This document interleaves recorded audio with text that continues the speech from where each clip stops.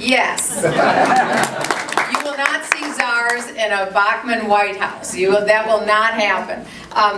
Well, number one will be competence on the issue and experience on the issue. And I will have a preference for people in the private sector. My husband and I have come out, we're products of the private sector, and we've created a successful company, and we provide jobs for people in the private sector. I think that Washington would be a lot better off if the people in the President's cabinet had at least run a lemonade stand. Yeah. But when it comes to our current Treasury Secretary, he had given an interview 2 weeks ago to former President Bill Clinton, and President Clinton said to him, well, what are you going to do when you leave your job as Treasury Secretary? And he said, well, I've never had a real job before.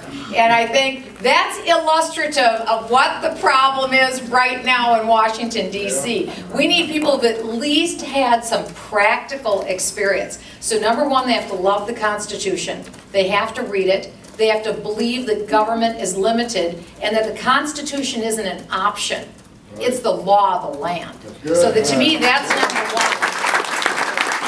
Revere and respect the Constitution, have private sector experience, be very competent in your subject matter, because they're there to be an advisor to the President, to let me know what their very best advice is, and to bring in the best people in that area. And that's what I'll do.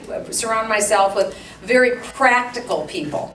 People who are practical, not just theoretical ivory tower academics, but very practical people who've been there, done that, who've struggled, who figured out how to make something work. Those are the kind of people I want. Doesn't even matter if they have a high school degree. I want to know, can you solve a problem? If you can solve a problem and you get how to do something, I want to talk to you. That's good.